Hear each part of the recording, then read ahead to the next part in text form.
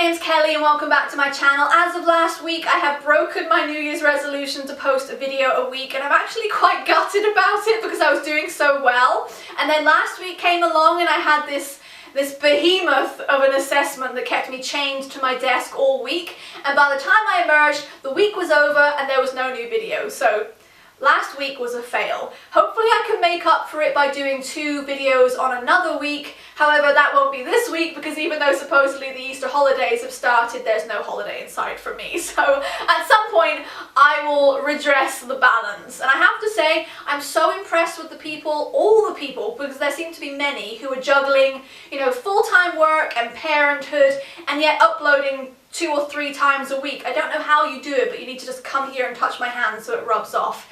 Very impressed. Anyway, this week's video is going to be the book buying habits tag, and I will link the original video for that down below, and there'll also be the, I'll copy in the questions, challenges, whatever they're called there as well, in case you would like to do this tag, because I watched some of the videos and it seems like a fun one. So now that I've said that, let's see if I can make it a fun one. Question number 1 is, where do you buy your books? And I'm sorry to say that while I'm a poor student, I buy them where it's cheapest, which is online. But I do love to browse in the bookstores, and I do hope that soon I'll be in the position to go back to actually buying from bookstores and paying RRP. At the moment, however, I would say I buy mostly from... Actually, the cheapest right now for me is Books Please, who also does the free shipping. Books Please, Wordery.com, they are currently beating Book Depository on price. I also use Amazon and Amazon sellers, and sometimes but not often I use eBay, but it usually ends up upsetting me because the sellers there, they just don't bother, packaging the books so that when they land through your letterbox they don't get completely crumpled on the corners. It really annoys me. But also the Waterstone's website looks quite good. I haven't used it yet, but I might do in the near future because I want to buy the Everyman's Library bind-up edition of his Dark Materials by Philip Pullman now that the Book of Dust is coming out soon, and I want to reread it. And on the Waterstone's website it's $11.99, which is cheaper than anywhere else I found it. But if you go in store to Waterstone's, it's $14.99. So I guess they're marking it up for the cost of premises and staffing, but I would like to just go in there and pay the $11.99 instead of ordering it online. Anyway, that was rambly. Let's move on to number 2. Question number 2 is, do you ever pre-order books, and if so, do you do so online or in store? And I have to say that Winter Song by S.J. Jones was the first time I've pre-ordered a book in years. In general, no, I don't do it. And if I do it, as with this one, it's probably going to be online because Amazon often does a pre-order price guarantee. So not often, and online is the answer to number 2. Number 3 is, how many books, on average, how many books do you buy a month? And I find this one impossible to quantify because it varies so much. I feel like every time I film a haul video, it tends to be sort of 12 or 13 books. But that doesn't necessarily mean that I'm buying 12 or 13 books a month, because those hauls are cumulative, they're collective hauls, and they're not done in real time. So I feel like maybe it's a minimum of 4 or 5 a month, ranging up to about 13 books. But at the end of this year I'll be able to answer this question better, because this year I'm keeping Excel spreadsheets on my book buying and reading habits, so then I'll be able to get all nerdy with this answer, but not until then. Questions number 4 and 5 can be combined. Number 4 is, do you use your local library? And number 5 is, if so, how many books can you borrow at a time? And I absolutely use my local library. My local is called Morningside Library in Edinburgh, which apparently at one point was the busiest library in the UK in terms of footfall, although it's pretty small really, and whenever I'm there it's quite quiet, so I'm not sure if that's true.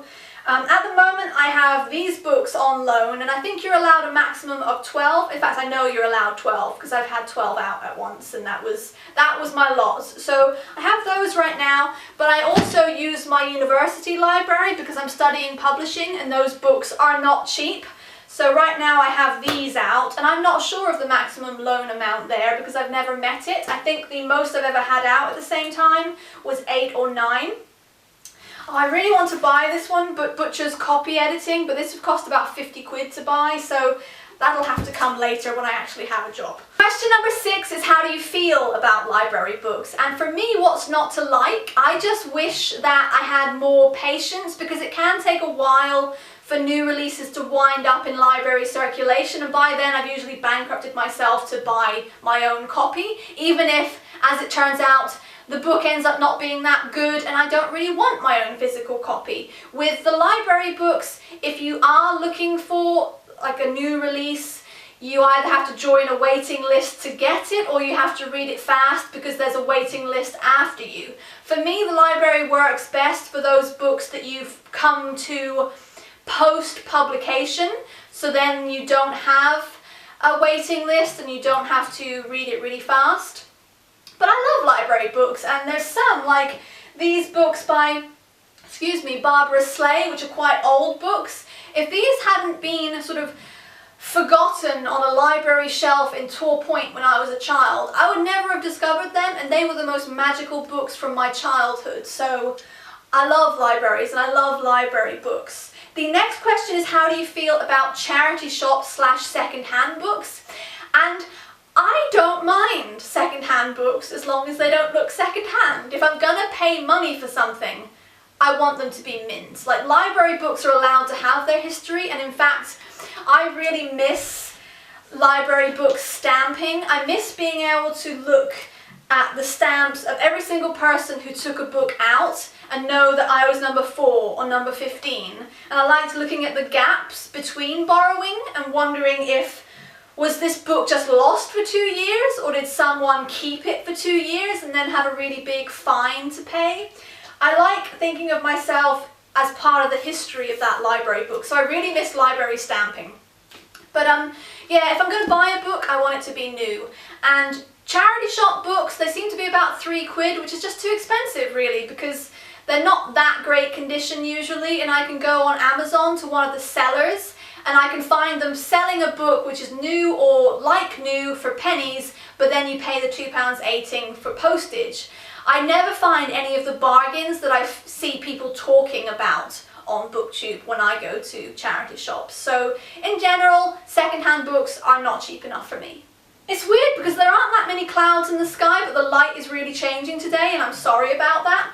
Question number 8 is, do you keep your read books and TBR books together / on the same shelf? And at the moment, yes I do, because I only have one place to keep my books. But ideally, I would like to separate them out so that I could have that sense of achievement from moving a book from the TBR bookcase to the read bookcase. But at the moment, I have to say that because I've been traveling between countries quite a lot in the past few years, you'll know this if you've watched me for a while, my backlist of books gets sent somewhere else, and then I move to a new country and then I acquire new books. So this is kind of my front list of books that I'm still working my way through. So most of these have not been read, but one day the dream is to have separate cases for my different books, and also to have all my books, old and new, all together. Won't that be nice? Question 9 is, do you plan to read all the books you own? And yes, yes, yes, categorically yes, I do plan to, because I feel like there's this unfulfilled promise to a book